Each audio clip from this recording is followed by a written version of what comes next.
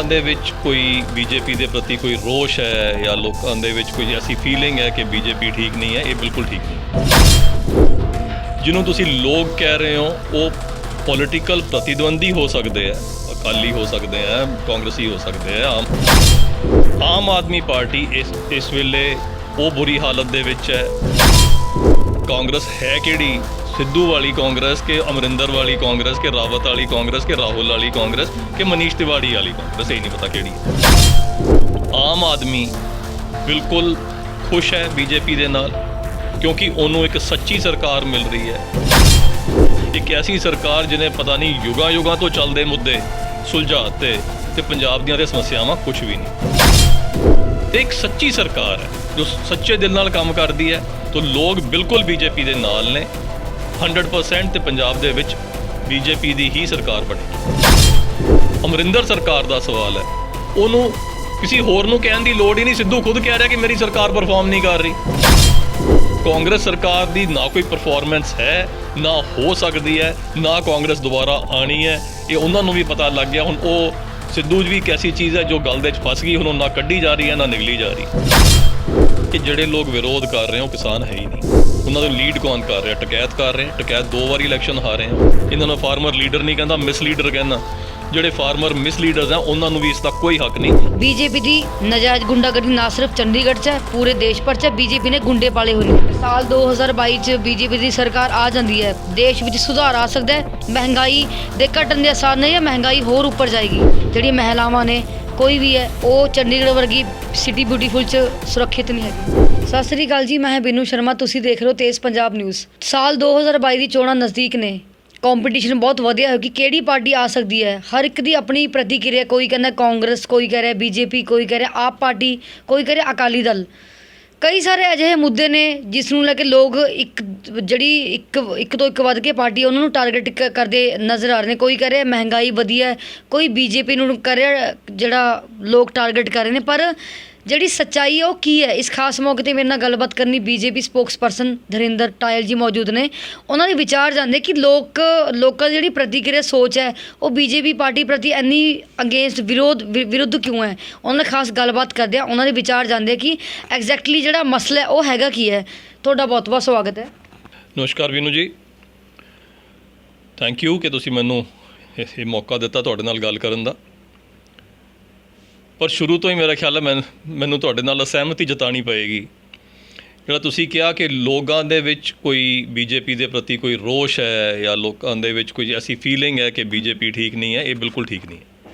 ਜਿਹਨੂੰ ਤੁਸੀਂ ਲੋਕ ਕਹਿ ਰਹੇ ਹੋ ਉਹ ਪੋਲੀਟੀਕਲ ਪ੍ਰਤੀਦਵੰਦੀ ਹੋ ਸਕਦੇ ਹੈ, ਅਕਾਲੀ ਹੋ ਸਕਦੇ ਹੈ, ਕਾਂਗਰਸੀ ਹੋ ਸਕਦੇ ਹੈ, ਆਮ ਆਦਮੀ ਪਾਰਟੀ ਦੇ ਪੋਲੀਟੀਕਲ ਲੋਕ ਹੋ ਸਕਦੇ ਹੈ ਜਿਨ੍ਹਾਂ ਦਾ ਆਪਣਾ ਇੱਕ ਵੈਸਟਡ ਇੰਟਰਸਟ ਹੈ।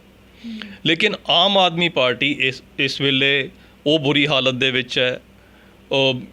ਅਕਾਲੀ ਦਲ ਦਾ ਹਾਲ ਨਹੀਂ ਪਤਾ ਅਤੇ ਕਾਂਗਰਸ ਦਾ ਤਾਂ ਪੰਜਾਬ ਦੇ ਵਿੱਚ ਪਤਾ ਹੀ ਨਹੀਂ ਹੋ ਕੀ ਰਿਹਾ ਕਿ ਕਾਂਗਰਸ ਹੈ ਕਿਹੜੀ? ਸਿੱਧੂ ਵਾਲੀ ਕਾਂਗਰਸ ਕਿ ਅਮਰਿੰਦਰ ਵਾਲੀ ਕਾਂਗਰਸ ਕਿ ਰਾਵਤ ਵਾਲੀ ਕਾਂਗਰਸ ਕਿ ਰਾਹੁਲ ਵਾਲੀ ਕਾਂਗਰਸ ਕਿ ਮਨੀਸ਼ ਤਿਵਾੜੀ ਵਾਲੀ ਕਾਂਗਰਸ, ਇਹ ਨਹੀਂ ਪਤਾ ਕਿਹੜੀ ਹੈ। ਆਮ ਆਦਮੀ ਬਿਲਕੁਲ ਖੁਸ਼ ਹੈ ਬੀਜੇਪੀ ਦੇ ਨਾਲ ਕਿਉਂਕਿ ਉਹਨੂੰ ਇੱਕ ਸੱਚੀ ਸਰਕਾਰ ਮਿਲ ਰਹੀ ਹੈ।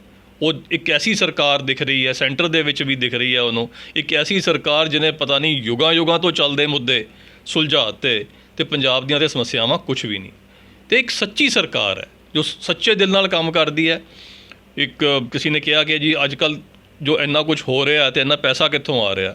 ਪੈਸਾ ਇਸ ਕਰਕੇ ਆ ਰਿਹਾ, ਰਾਜੀਵ गांधी ने कहा सी कि जी मैं 1 रुपया भेजता हूँ तो आपके पास 15 पैसे पहुँचते हैं, लेकिन नरेंद्र मोदी जी कहते हैं कि मैं 1 रुपया भेजता हूँ तो 1 रुपया DBT डायरेक्ट बेनिफिट ट्रांसफ़र आपके खाते में पहुँचता है, बीच में कोई उसको हाथ नहीं लगा सकता। जिहड़ी इन्नी सच्ची सुचज्जी सरकार है, इन्नी सीरीयस वर्किंग है, इन्नी ऑनैसट वर्किंग है तो नैचुरल है लोग उन्होंने पसंद करनगे।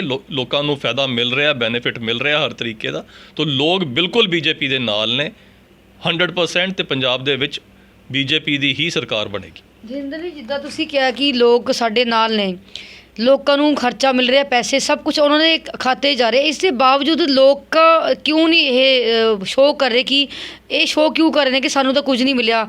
ਜੋ ਕੁਝ ਕਰ ਰਹੀ ਹੈ ਬੀਜੇਪੀ ਸਰਕਾਰ ਦੀ ਬਦੌਲਤ ਹੋ ਰਿਹਾ, ਜਿਹੜਾ ਦੇਸ਼ ਦਾ ਸੱਤਿਆਨਾਸ਼ ਹੋ ਰਿਹਾ ਉਹ ਬੀਜੇਪੀ ਦੀ ਕਿਰਪਾ ਨਾਲ ਹੀ ਹੋ ਰਿਹਾ। ਸਾਰੇ ਲੋਕ ਚਾਹੇ ਭਾਵੇਂ ਕੋਈ ਪੋਲੀਟੀਕਲ ਲੀਡਰ ਹੈ, ਭਾਵੇਂ ਕੋਈ ਆਮ ਇਨਸਾਨ ਹੈ, ਇਹ ਕਹਿੰਦੇ ਕਿਉਂ ਨਜ਼ਰ ਆ ਰਹੇ ਨੇ?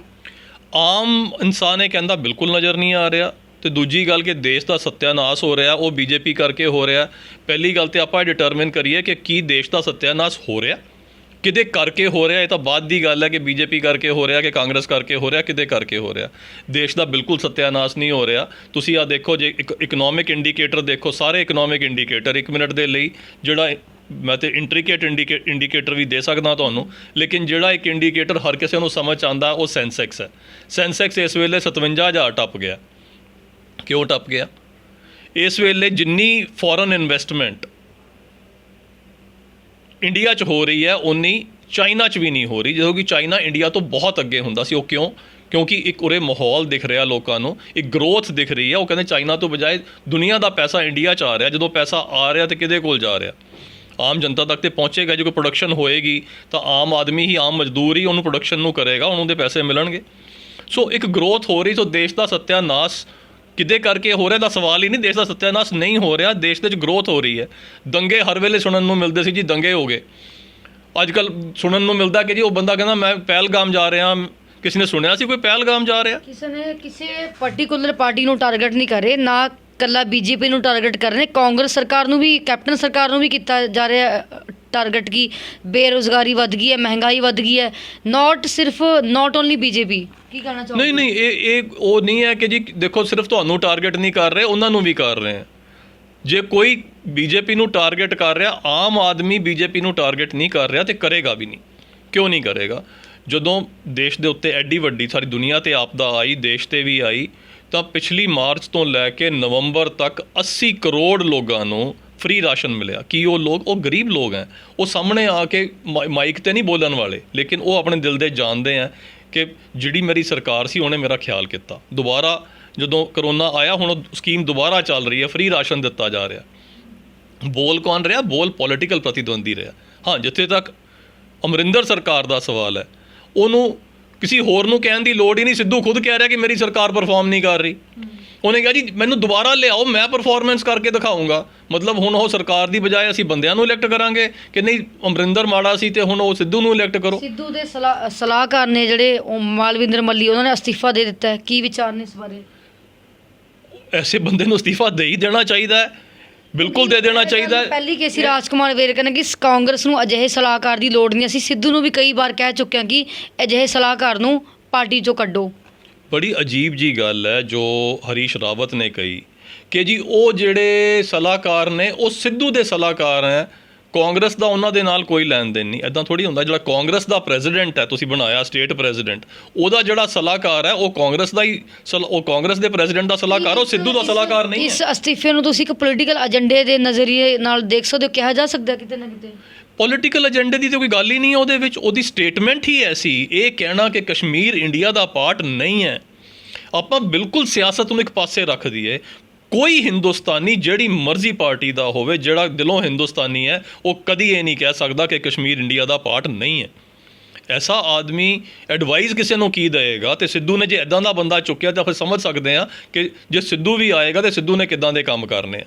ਸੋ ਕਾਂਗਰਸ ਸਰਕਾਰ ਦੀ ਨਾ ਕੋਈ ਪਰਫਾਰਮੈਂਸ ਹੈ, ਨਾ ਹੋ ਸਕਦੀ ਹੈ, ਨਾ ਕਾਂਗਰਸ ਦੁਬਾਰਾ ਆਣੀ ਹੈ। ਇਹ ਉਹਨਾਂ ਨੂੰ ਵੀ ਪਤਾ ਲੱਗ ਗਿਆ। ਹੁਣ ਉਹ ਸਿੱਧੂ ਵੀ ਇੱਕ ਐਸੀ ਚੀਜ਼ ਹੈ ਜੋ ਗਲ ਦੇ ਵਿੱਚ ਫਸ ਗਈ, ਹੁਣ ਨਾ ਕੱਢੀ ਜਾ ਰਹੀ ਹੈ ਨਾ ਨਿਕਲੀ ਜਾ ਰਹੀ ਹੈ। ਵਿਕਰਮ ਮਜੀਠੀਆ ਦੁਆਰਾ ਵੀ ਅੱਜ ਇੱਕ ਬਿਆਨ ਜਾਰੀ ਕੀਤਾ ਗਿਆ ਵਿਧਾਨ ਸਭਾ ਸੈਸ਼ਨ ਤੋਂ ਬਾਹਰ ਆਉਣ ਤੋਂ ਬਾਅਦ ਕਿ ਅਸੀਂ ਠੋਕੋ ਤਾਲੀਆਂ ਨੇ ਕਿ ਨਵਜੋਤ ਸਿੱਧੂ ਦੇ ਨਾਲ ਆ। ਇਹਦੇ ਬਾਰੇ ਕੀ ਵਿਚਾਰ ਨੇ ਤੁਹਾਡੇ?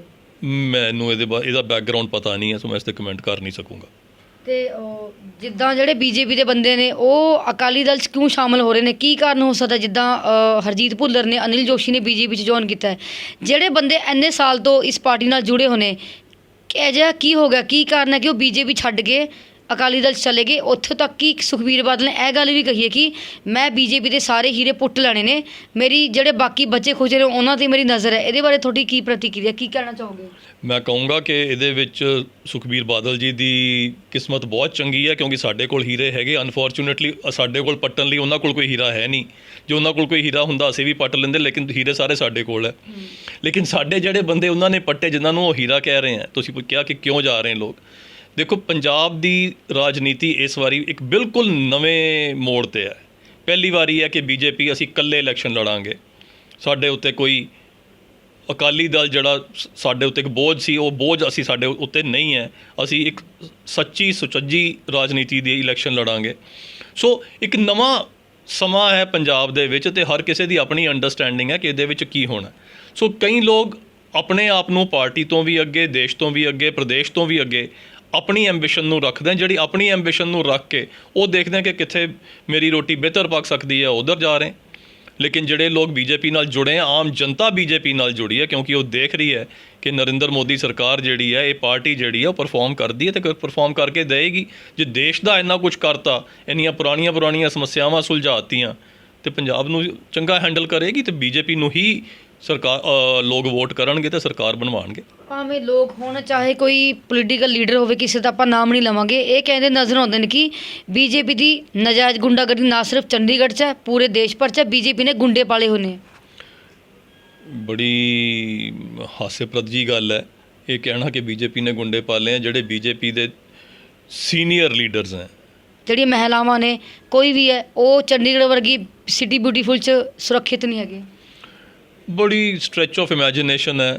ਕਿਸੇ ਬੰਦੇ ਨੇ ਉਹ ਵਿਚਾਰੇ ਨੂੰ ਕੋਈ ਮੁੱਦਾ ਮਿਲਿਆ ਨਹੀਂ, ਕਿਉਂਕਿ ਬੀਜੇਪੀ ਨੇ ਚੰਡੀਗੜ੍ਹ ਦੇ ਵਿੱਚ ਐਡੇ ਵਧੀਆ ਕੰਮ ਕੀਤੇ ਹੈ, ਹੋਰ ਕੋਈ ਮੁੱਦਾ ਮਿਲਿਆ ਨਹੀਂ। ਹੁਣ ਅੱਗੇ ਚੁਣਾਵ ਆ ਗਏ ਮਿਊਨਸਿਪਲ ਕਾਰਪੋਰੇਸ਼ਨ ਦੇ, ਤੇ ਕੁਛ ਤੇ ਕਹਿਣਾ। ਜੇ ਬੀਜੇਪੀ ਨੇ ਗੁੰਡਾਗਰਦੀ ਕੀਤੀ ਹੋਵੇ ਤੇ ਸੰਜੇ ਟੰਡਨ ਦੀ ਗੱਡੀ ਟੁੱਟੇ, ਜੇ ਬੀਜੇਪੀ ਨੇ ਗੁੰਡੇ ਪਾਲੇ ਹੋਣ ਤਾਂ ਮੇਅਰ ਦੀ ਗੱਡੀ ਟੁੱਟੇ, ਕਿਸੇ ਹੋਰ ਦੀ ਟੁੱਟਦੀ। ਜੇ ਇੱਦਾਂ ਦੀ ਗੱਲ ਹੋਈ ਗਈ ਸੀ ਤਾਂ ਉਹਦੀ ਰਿਟੈਲੀਏਸ਼ਨ ਕੀ ਹੋਈ? ਕਿ ਬੀਜੇਪੀ ਨੇ ਜਾ ਕੇ ਕਿਸੇ ਦੀਆਂ ਗੱਡੀਆਂ ਤੋੜਤੀਆਂ, ਕਿਸੇ ਦਾ ਘਰ ਫੂਕਿਆ? ਕੁਛ ਨਹੀਂ ਹੋਇਆ। FIR ਲੌਜ ਹੋਈ, ਲੀਗਲ ਪ੍ਰੋਸੈਸ ਲਿੱਤਾ ਗਿਆ, ਜਿਹੜਾ ਪ੍ਰੋਪਰ ਪੁਲਿਸ ਪ੍ਰੋਸੈਸ ਸੀ ਉਹ ਕੀਤਾ ਗਿਆ। ਬੀਜੇਪੀ ਨੇ ਤਾਂ ਕੋਈ ਗੁੰਡਾਗਰਦੀ ਨਹੀਂ ਕੀਤੀ। ਬੀਜੇਪੀ ਨਾਲ ਗੁੰਡਾਗਰਦੀ ਹੋਈ, ਦੂਜੀ ਪਾਰਟੀਆਂ ਨੇ ਗੁੰਡਾਗਰਦੀ ਕੀਤੀ। ਜਿਹੜਾ ਉਹ ਵੀਡੀਓ ਸੀਗਾ ਉਸ ਵੇਲੇ, ਉਸ ਵੀਡੀਓ ਨੂੰ ਕਾਂਗਰਸ ਦੇ ਲੀਡਰਸ ਨੇ ਰੀਸਰਕੂਲੇਟ ਕੀਤਾ ਕਿ ਹਾਂ ਉੱਥੇ ਪਹੁੰਚੋ, ਗੁੰਡਾਗਰਦੀ ਕਰੋ। ਸੋ ਜਿਹੜੀ ਗੁੰਡਾਗਰਦੀ ਹੈ ਉਹ ਕਾਂਗਰਸ ਨੇ ਕੀਤੀ, ਹੋਰ ਪਾਰਟੀਆਂ ਨੇ ਕੀਤੀ। ਬੀਜੇਪੀ ਨੇ ਤਾਂ ਉਸ ਆਘਾਤ ਨੂੰ ਵੀ ਆਪਣੇ ਉੱਤੇ, ਜਿਹੜਾ ਹਮਲਾ ਹੋਇਆ ਉਹਨੂੰ ਵੀ ਬਿਲਕੁਲ ਲੀਗਲ ਪ੍ਰੋਸੈਸ ਦੇ ਨਾਲ ਹੀ ਟੈਕਲ ਕੀਤਾ। ਕਿਸੇ ਦੇ ਨਾਲ ਕੋਈ ਅਪਸ਼ਬਦ ਨਹੀਂ ਕਿਹਾ, ਕਿਸੇ ਦੇ ਨਾਲ ਕੋਈ ਧੱਕਾ ਨਹੀਂ ਕੀਤਾ, ਕਿਸੇ ਨੂੰ ਮਾਰਿਆ ਨਹੀਂ, ਕਿਸੇ ਨੂੰ ਕੁੱਟਿਆ ਨਹੀਂ, ਕੋਈ ਇਲੀਗਲ ਕੰਮ ਨਹੀਂ ਕੀਤਾ। ਧਰਿੰਦਰ ਜੀ, ਮੰਨ ਲਓ ਜੇਕਰ ਸਾਲ 2022 'ਚ ਬੀਜੇਪੀ ਦੀ ਸਰਕਾਰ ਆ ਜਾਂਦੀ ਹੈ, ਦੇਸ਼ ਵਿੱਚ ਸੁਧਾਰ ਆ ਸਕਦਾ ਹੈ? ਮਹਿੰਗਾਈ ਦੇ ਘਟਣ ਦੇ ਆਸਾਰ ਨੇ ਜਾਂ ਮਹਿੰਗਾਈ ਹੋਰ ਉੱਪਰ ਜਾਏਗੀ? ਮਹਿੰਗਾਈ ਤੇ ਥੱਲੇ ਆਣੀ ਹੋਈ ਹੈ ਜੀ, ਲੇਕਿਨ ਜਿਹੜੀ 2022 ਦੇ ਚੁਣਾਵ ਹੈ ਉਹ ਦੇਸ਼ ਦੇ ਨਹੀਂ, ਪ੍ਰਦੇਸ਼ ਦੇ ਚੁਣਾਵ ਹੈ। ਸੋ ਪੰਜਾਬ ਦਾ ਜਿਹੜਾ ਕਾਇਆ ਕਲਪ ਹੈ ਜ਼ਰੂਰ ਹੋਏਗਾ ਜਿੱਦਾਂ ਦੇਸ਼ ਦਾ ਹੋ ਰਿਹਾ। ਇਸ ਵੇਲੇ ਦੇਸ਼ ਦੇ ਵਿੱਚ ਲੋਕਾਂ ਨੂੰ ਸਭ ਕੁਝ ਮਿਲ ਰਿਹਾ। ਕਿਉਂਕਿ ਪਹਿਲਾਂ ਤੁਸੀਂ ਇਹ ਦੇਖੋ, ਸਾਰੀ ਪਾਰਟੀਆਂ ਨੇ ਕਿਹਾ ਜੀ ਸਾਡੇ ਬਸ ਹੈ ਨਹੀਂ, ਨਰਿੰਦਰ ਮੋਦੀ ਜੀ ਵੈਕਸੀਨੇਸ਼ਨ ਕਰਾਉਣ, ਉਹਨਾਂ ਨੇ ਕਿਹਾ ਹਾਂ ਮੈਂ ਕਰਵਾ ਦੂੰਗਾ। ਫ੍ਰੀ ਕਰਵਾਉਣ ਨੂੰ ਕਹਿੰਦਾ ਮੈਂ ਕਰ ਦੂੰਗਾ। ਫ੍ਰੀ ਵੈਕਸੀਨੇਸ਼ਨ 138 ਕਰੋੜ ਲੋਕਾਂ ਨੂੰ ਫ੍ਰੀ ਵੈਕਸੀਨੇਟ ਕਰਨਾ, ਇੰਨਾ ਪੈਸਾ ਕਿੱਥੋਂ ਆ ਰਿਹਾ? 80 ਕਰੋੜ ਲੋਕਾਂ ਨੂੰ ਫ੍ਰੀ ਰਾਸ਼ਨ ਦੇਣਾ, ਇੰਨਾ ਪੈਸਾ ਕਿੱਥੋਂ ਆ ਰਿਹਾ? ਪਹਿਲਾਂ ਇਹ ਪੈਸਾ ਕਿਉਂ ਨਹੀਂ ਸੀ? ਇਸ ਕਰਕੇ ਨਹੀਂ ਸੀ ਕਿਉਂਕਿ ਇਹ ਪੈਸਾ ਪਹਿਲਾਂ ਕੁਝ ਲੋਕ, ਕੁਝ ਪਾਰਟੀਆਂ ਇਹਨਾਂ ਕਰਪਟ ਸੀਗੀਆਂ ਬੁਰੀ ਤਰ੍ਹਾਂ। ਜਿੱਦਾਂ ਮੈਂ ਕਿਹਾ ਕਿ ਰਾਜੀਵ ਗਾਂਧੀ ਨੇ ਖੁਦ ਮੰਨਿਆ ਕਿ 85% ਕਰਪਸ਼ਨ ਹੈ। ਜਦੋਂ 0% ਕਰਪਸ਼ਨ ਹੋਈ ਤਾਂ ਪੈਸਾ ਵੀ ਅਵੇਲੇਬਲ ਹੈ, ਲੋਕਾਂ 'ਤੇ ਖਰਚਿਆ ਵੀ ਜਾ ਰਿਹਾ, ਲੋਕਾਂ ਨੂੰ ਦਿੱਤਾ ਵੀ ਜਾ ਰਿਹਾ ਪੈਸਾ। ਸੋ ਜਿੱਦਾਂ ਦੇਸ਼ ਸੁਧਰਿਆ, ਪੰਜਾਬ ਵੀ ਉਸੇ ਤਰੀਕੇ ਸੁਧਰੇਗਾ, ਅਤੇ ਉਹਨੂੰ ਬੀਜੇਪੀ ਹੀ ਸੁਧਾਰ ਸਕਦੀ ਹੈ। ਬਾਕੀਆਂ ਦਾ ਵੈਸਟਡ ਇੰਟਰਸਟ ਹੈ। ਕਰਪਸ਼ਨ ਇੰਨੀ ਬੁਰੀ ਤਰ੍ਹਾਂ ਫੈਲੀ ਹੋਈ ਹੈ ਕਿ ਪੰਜਾਬ ਦਾ ਉਹਨਾਂ ਨੇ ਕੁਝ ਨਹੀਂ ਕਰਕੇ ਦੇਣਾ, ਅਤੇ ਲੋਕਾਂ ਦੇ ਸਾਹਮਣੇ ਇਹ ਗੱਲ ਖੁੱਲ੍ਹ ਚੁੱਕੀ। ਅੱਛਾ, ਤੁਹਾਡੇ ਮੁਤਾਬਿਕ, ਤੁਹਾਡੇ ਨਜ਼ਰੀਏ ਨਾਲ, ਤੁਸੀਂ ਆਪਣੀ ਨਜ਼ਰ 'ਚ ਜਿਹੜੀ ਸਭ ਤੋਂ ਵਰਸਟ ਇਮੇਜ ਮੰਨਦੇ ਹੋ ਉਹ ਕਿਹੜੀ ਪਾਰਟੀ ਹੋ ਸਕਦੀ ਹੈ? ਬਹੁਤ ਟਫ ਕੰਪੀਟੀਸ਼ਨ ਹੈ, ਇੰਨਾ ਟਫ ਕੰਪੀਟੀਸ਼ਨ ਹੈ ਵਰਸਟ ਹੋਣ ਲਈ ਕਿ ਮੈਂ ਕਿਹਨੂੰ ਕਹਾਂ। ਕਾਂਗਰਸ ਦਾ ਹਾਲ ਤੁਹਾਡੇ ਸਾਹਮਣੇ ਹੈ, ਉਹ ਆਪਣੇ ਆਪ ਮੰਨ ਰਹੇ ਕਿ ਅਸੀਂ ਵਰਸਟ ਹਾਂ। ਅਕਾਲੀ ਦਲ ਦਾ ਹਾਲ ਇਹ ਹੈ ਕਿ ਹਰਸਿਮਰਤ ਕੌਰ ਖੁਦ ਨਾਲ ਬੈਠੇ ਸੀਗੇ ਉਹ ਮੀਟਿੰਗ ਦੇ ਵਿੱਚ, ਉਹਨਾਂ ਨੇ ਕਿਹਾ ਹਾਂ ਇਹ ਚੰਗੀ ਹੈ, ਇਹ ਸਕੀਮ ਬਹੁਤ ਵਧੀਆ ਫਾਰਮਰਸ ਲਈ। ਫਿਰ ਉਹ ਡਰ ਕੇ ਮਾਰੇ ਕਹਿੰਦੇ ਨਹੀਂ ਜੀ ਸਕੀਮ ਵਧੀਆ ਨਹੀਂ ਹੈ। ਕਰਪਸ਼ਨ ਇੰਨੀ ਬੁਰੀ ਤਰ੍ਹਾਂ ਉਹਨਾਂ ਨੇ ਕੀਤੀ ਹੋਈ ਹੈ। ਆਮ ਆਦਮੀ ਪਾਰਟੀ ਹੈ, ਉਹਦਾ ਹਾਲ ਉਹਨੇ ਦਿੱਲੀ ਦੇ ਵਿੱਚ ਕੀ ਕੀਤਾ, ਜੋ ਉਹਨਾਂ ਦੇ ਸਰਗਨਾ ਜਿੱਥੇ ਇੱਕ ਥਾਂ 'ਤੇ ਉਹਨਾਂ ਨੇ ਸਰਕਾਰ ਬਣਾਈ ਹੈ, ਕੱਲ੍ਹ ਸਾਰੇ ਘਰਾਂ ਦੇ ਵਿੱਚ ਪਾਣੀ ਵੜ ਗਿਆ, ਲੋਕਾਂ ਦੀ ਡੈਥ ਹੋ ਗਈ। ਕਰੋਨਾ ਵੇਲੇ ਉਹਨਾਂ ਨੇ ਆਕਸੀਜਨ ਤੱਕ ਦਾ ਇੰਤਜ਼ਾਮ ਨਹੀਂ ਕੀਤਾ। ਬਾਅਦ 'ਚ ਕਿਹਾ ਕਿ ਸ਼ਾਰਟੇਜ ਕੋਈ ਨਹੀਂ ਸੀ, ਲੇਕਿਨ ਦਿੱਲੀ 'ਚ ਲੋਕਾਂ ਦੀ ਜਾਨਾਂ ਗਈਆਂ ਇਸ ਪਿੱਛੇ। ਫ੍ਰੀ ਦੀ ਬਿਜਲੀ ਪਾਣੀ ਕਹਿ ਕੇ ਉਹ ਦਿੱਤੀ ਵੀ ਨਹੀਂ, ਲੇਕਿਨ ਐਸਾ ਲਾਲਚ ਦੇ ਕੇ ਤੁਸੀਂ ਕਿੱਦਾਂ ਦੀ ਪੋਲੀਟਿਕਸ, ਕਿੰਨੀ ਦੇਰ ਲੋਕਾਂ ਨੂੰ ਬੇਵਕੂਫ ਬਣਾਓਗੇ? ਹਿੰਦੁਸਤਾਨ ਦੀ ਜਨਤਾ ਬੇਵਕੂਫ ਨਹੀਂ ਹੈ, ਬੇਵਕੂਫ ਬਣੇਗੀ ਨਹੀਂ। ਸੋ ਇਹਨਾਂ ਤਿੰਨਾਂ ਪਾਰਟੀਆਂ ਦੇ ਵਿੱਚ ਜਿਹੜਾ ਕੰਪੀਟੀਸ਼ਨ ਹੈ ਉਹ ਸਰਕਾਰ ਬਣਾਉਣ ਦਾ ਨਹੀਂ ਹੈ, ਉਹ ਇਸ ਦਾ ਕੰਪੀਟੀਸ਼ਨ ਹੈ ਕਿ ਤੁਹਾਡੇ ਸਵਾਲ ਦਾ ਜਵਾਬ ਦਿੱਤਾ ਜਾ ਸਕੇ ਕਿ ਇਹਨਾਂ 'ਚੋਂ ਵਰਸਟ ਕੌਣ ਹੈ। ਉਹ ਉਹਦੇ ਲਈ ਕੰਪੀਟ ਕਰ ਰਹੇ। ਜੇਕਰ ਸੁਖਵੀਰ ਬਾਦਲ ਦੀ ਇਮੇਜ ਵਧੀਆ ਹੁੰਦੀ ਤਾਂ ਫਿਰ ਕੱਲ ਕਿਸਾਨਾਂ ਦੁਆਰਾ ਉਹਨਾਂ ਦਾ ਵਿਰੋਧ ਕਿਉਂ ਕੀਤਾ ਜਾਂਦਾ? ਜਿਹੜਾ 100 ਦਿਨ ਦਾ ਉਹਨਾਂ ਦੀ ਯਾਤਰਾ ਦਾ, ਇਹਦੇ ਪਿੱਛੇ ਦਾ ਕੀ ਏਜੰਡਾ ਹੈ? ਜਗ੍ਹਾ ਜਗ੍ਹਾ ਉਹ ਪੰਜਾਬ ਦੇ ਹਰ ਹਲਕੇ ਵਿੱਚ ਜਾ ਰਹੇ ਨੇ ਕਿ ਮੈਂ ਹਰ ਵਰਗ ਦੇ ਇਨਸਾਨ ਨੂੰ ਜਾ ਕੇ ਮਿਲਾਂਗਾ, ਉਹਦੀ ਸਮੱਸਿਆਵਾਂ ਸੁਣਾਂਗਾ। ਇਹਦੇ ਬਾਵਜੂਦ ਕਿਉਂ ਕੱਲ ਕਿਸਾਨਾਂ ਨੇ ਮੋਗੇ ਵਿੱਚ ਉਹਨਾਂ ਦਾ ਵਿਰੋਧ ਕੀਤਾ? ਕਿਤੇ ਨਾ ਕਿਤੇ ਕੀ ਇਸ ਨੂੰ ਕਿਸ ਚੀਜ਼ ਦਾ ਜਿਹੜਾ ਨਾਮ ਹੈ ਦਿੱਤਾ ਜਾ ਸਕਦਾ ਹੈ? ਮੇਰੀ ਪਰਸਨਲ ਫੀਲਿੰਗ ਹੈ ਕਿ ਜਿਹੜੇ ਲੋਕ ਵਿਰੋਧ ਕਰ ਰਹੇ ਹੋ ਕਿਸਾਨ ਹੈ ਹੀ ਨਹੀਂ, ਉਹ ਪੋਲੀਟੀਕਲ ਓਪਰਚੁਨਿਸਟਸ ਹੈ। ਉਹ ਦੇਖ ਰਹੇ ਅੱਗੇ ਚੁਣਾਵ ਆ ਰਿਹਾ ਤੇ ਸਾਡੀ ਰੋਟੀ ਇਹਦੇ ਵਿੱਚ ਕਿੱਦਾਂ ਪੱਕੇਗੀ। ਉਹਨਾਂ ਨੂੰ ਲੀਡ ਕੌਣ ਕਰ ਰਿਹਾ? ਟਕੈਤ ਕਰ ਰਹੇ। ਟਕੈਤ 2 ਵਾਰੀ ਇਲੈਕਸ਼ਨ ਹਾਰੇ ਆ। ਉਹਨਾਂ ਦੇ ਪਿਤਾ ਜੀ ਨੇ ਇਹੀ ਲਾਜ਼ ਮੰਗੇ ਸੀ। ਪਹਿਲਾਂ ਉਹਨਾਂ ਨੇ ਕਿਹਾ ਮੈਂ ਵੈਲਕਮ ਕਰਦਾ, ਮੇਰੇ ਪਿਤਾ ਜੀ ਦੀ ਇੱਛਾ ਪੂਰੀ ਹੋ ਗਈ ਕਿ ਇਹ ਲਾਜ਼ ਆ ਗਏ। ਫਿਰ ਉਹਨਾਂ ਨੂੰ ਲੱਗਿਆ ਕਿ ਨਹੀਂ, ਇਹਨਾਂ ਦਾ ਆਪੋਜੀਸ਼ਨ ਕਰਕੇ ਹੋ ਸਕਦਾ, ਪਹਿਲਾਂ ਤਾਂ ਜ਼ਮਾਨਤ ਜ਼ਬਤ ਹੋਈ ਸੀ, ਹੋ ਸਕਦਾ ਐਤਕੀ ਮੇਰੀ ਸਿਆਸਤ ਕੁਝ ਚੱਲ ਜੇ। ਉਹਨਾਂ ਨੇ ਉਧਰ ਨੂੰ ਤੋਰ ਲਈ। ਸੁਖਬੀਰ ਬਾਦਲ ਜਾਂ ਅਕਾਲੀ ਦਲ, ਉਹਨਾਂ ਦੇ ਵਿੱਚ ਹਜ਼ਾਰਾਂ ਖਾਮੀਆਂ, ਲੇਕਿਨ ਮੈਂ ਇਹ ਮੰਨਦਾ ਕਿ ਹਰ ਪੋਲੀਟੀਕਲ ਪਰਸਨ ਨੂੰ, ਹਰ ਇੰਡੀਵਿਜੂਅਲ ਨੂੰ ਆਪਣੀ ਗੱਲ ਕਹਿਣ ਦਾ ਹੱਕ ਹੈ ਤੇ ਕਿਸੇ ਨੂੰ ਵੀ ਉਸ ਦੀ ਗੱਲ ਨੂੰ ਰੋਕਣ ਦਾ, ਕੱਟਣ ਦਾ, ਉਹਦੇ ਨਾਲ ਧੱਕਾ ਕਰਨ ਦਾ ਹੱਕ ਨਹੀਂ ਹੈ। ਤੇ ਇਹ ਜਿਹੜੇ ਸਿਊਡੋ ਫਾਰਮਰਸ ਹੈ ਜਾਂ ਫਾਰਮਰ ਮਿਸਲੀਡਰਸ ਹੈ, ਇਹਨਾਂ ਨੂੰ ਫਾਰਮਰ ਲੀਡਰ ਨਹੀਂ ਕਹਿੰਦਾ, ਮਿਸਲੀਡਰ ਕਹਿੰਦਾ, ਜਿਹੜੇ ਫਾਰਮਰ ਮਿਸਲੀਡਰਸ ਹੈ ਉਹਨਾਂ ਨੂੰ ਵੀ ਇਸ ਦਾ ਕੋਈ ਹੱਕ ਨਹੀਂ। ਹਰ ਆਦਮੀ, ਚੁਣਾਵ ਹੈ ਅੱਗੇ, ਇੱਕ ਡੈਮੋਕ੍ਰੈਟਿਕ ਪ੍ਰੋਸੈਸ ਹੈ, ਉਹ ਡੈਮੋਕ੍ਰੈਟਿਕ ਪ੍ਰੋਸੈਸ ਠੀਕ ਚੱਲਣਾ ਚਾਹੀਦਾ। ਹਰ ਕਿਸੇ ਨੂੰ ਆਪਣੀ ਗੱਲ ਕਹਿਣ ਦਾ ਪੂਰਾ ਮੌਕਾ ਮਿਲਣਾ ਚਾਹੀਦਾ। 3 ਮਹੀਨੇ ਦਾ ਸਮੇਂ ਹੈਗਾ, ਹਜੇ ਚੋਣਾਂ 'ਚ ਪਿਆ। ਇਹ 3 ਮਹੀਨੇ 'ਚ ਬਹੁਤ ਕੁਝ ਕੀਤਾ ਜਾ ਸਕਦਾ ਹੈ। ਕਿ ਬੀਜੇਪੀ ਸਰਕਾਰ, ਕਈਆਂ ਦਾ ਕਹਿਣਾ ਹੈ ਕਿ ਜਿਹੜਾ ਇੰਨੇ ਸਾਲ 'ਚ ਨਹੀਂ ਕਰ ਸਕੀ ਉਹ ਹੁਣ ਕੀ ਕਰੇਗੀ। ਨਾ ਸਿਰਫ ਬੀਜੇਪੀ, ਕੈਪਟਨ ਸਰਕਾਰਾਂ ਬਾਰੇ ਵੀ ਕਹਿੰਦੇ ਨੇ ਵੀ 4.5 ਸਾਲ 'ਚ ਇਹਨਾਂ ਨੇ ਦੇਸ਼ ਨੂੰ ਖਤਮ ਕਰ ਦਿੱਤਾ ਹੈ। ਇਹ ਕਹਿੰਦੇ 2 ਸਰਕਾਰਾਂ ਨੇ, ਕਾਂਗਰਸ, ਬੀਜੇਪੀ, ਜਿਨ੍ਹਾਂ ਨੇ ਦੇਸ਼ ਨੂੰ ਕਈ ਸਾਲ ਪਿੱਛੇ ਪਹੁੰਚਾ ਦਿੱਤਾ। ਕੀ ਕਹਿਣਾ ਚਾਹੋਗੇ ਇਸ ਬਾਰੇ? ਹਾਂ, ਕਾਂਗਰਸ ਦੇ ਬਾਰੇ ਮੈਂ ਬਿਲਕੁਲ ਇਸ ਗੱਲ 'ਤੇ ਇਨ ਐਗਰੀਮੈਂਟ ਹਾਂ ਕਿ ਉਹਨਾਂ ਨੇ ਪ੍ਰਦੇਸ਼ ਨੂੰ ਬਹੁਤ ਪਿੱਛੇ ਲੈ ਗਏ। ਅਤੇ ਆਪਣੀ ਸਟੇਟਮੈਂਟ, ਇਹ ਜਿੱਥੇ ਤੱਕ ਮੇਰਾ ਖਿਆਲ ਹੈ ਸ਼ਾਇਦ ਸਿੱਧੂ ਦੀ ਸਟੇਟਮੈਂਟ ਸੀ ਕਿ ਪੰਜਾਬ ਦਾ ਜਿਹੜਾ ਇੰਡਸਟਰੀਅਲਿਸਟ ਹੈ ਉਹ ਯੂਪੀ ਜਾ ਰਿਹਾ। ਇਹ ਫੈਕਟ ਹੈ। ਮੈਂ ਵੀ ਇੰਡਸਟਰੀ ਤੋਂ ਬਿਲੋਂਗ ਕਰਦਾ, ਮੈਂ ਦੇਖਦਾ ਪੰਜਾਬ ਦਾ ਇੰਡਸਟਰੀਅਲਿਸਟ ਯੂਪੀ ਜਾ ਰਿਹਾ। ਯੂਪੀ 'ਚ ਕਿਹਦੀ ਸਰਕਾਰ ਹੈ? ਬੀਜੇਪੀ ਦੀ।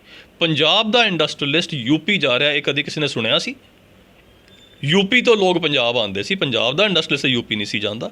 ਹੁਣ ਲੋਕਾਂ ਨੂੰ ਦਿਖ ਰਿਹਾ ਕਿ ਯੂਪੀ ਦੇ ਜੋ ਹੋ ਰਿਹਾ ਬਹੁਤ ਵਧੀਆ ਗਰੋਥ ਹੋ ਰਹੀ ਹੈ, ਲੇਕਿਨ ਪੰਜਾਬ ਦਾ ਜਿਹੜਾ ਹੈ ਸਾਰਾ ਢਾਂਚਾ ਜਿਹੜਾ ਉਹ ਚਰਮਰਾ ਗਿਆ। ਕਰਪਸ਼ਨ ਇੰਨੀ ਬੁਰੀ ਤਰ੍ਹਾਂ ਹੈ, ਮਿਸਮੈਨੇਜਮੈਂਟ ਹੈ, ਮਿਸ ਐਡਮਿਨਿਸਟ੍ਰੇਸ਼ਨ ਹੈ, ਬੁਰਾ ਹਾਲ ਹੈ। ਅਤੇ ਉਹ ਖੁਦ ਹੀ ਮੰਨ ਰਹੇ। ਸਿੱਧੂ ਨੇ ਖੁਦ ਕਿਹਾ ਕਿ ਹਾਂ ਜੀ ਅਸੀਂ ਚੰਗਾ ਕੰਮ ਨਹੀਂ ਕੀਤਾ, ਅਗਲੀ ਵਾਰੀ ਚੰਗਾ ਕੰਮ ਕਰਾਂਗੇ। ਸੋ ਪੰਜਾਬ ਦਾ ਬਹੁਤ ਬੁਰਾ ਹਾਲ ਕੀਤਾ ਉਹਨਾਂ ਨੇ। ਕਿਸੇ ਤਰੀਕੇ ਕੋਸ਼ਿਸ਼ ਹੈ ਕਿ ਉਹਨੂੰ ਰੋਕਣ, ਲੇਕਿਨ ਹੁਣ ਦੇਰ ਹੋ ਚੁੱਕੀ। ਤੁਸੀਂ 5 ਸਾਲ ਕੁਝ ਨਹੀਂ ਕੀਤਾ ਤਾਂ 3 ਮਹੀਨੇ 'ਚ ਕੀ ਕਰੋਗੇ?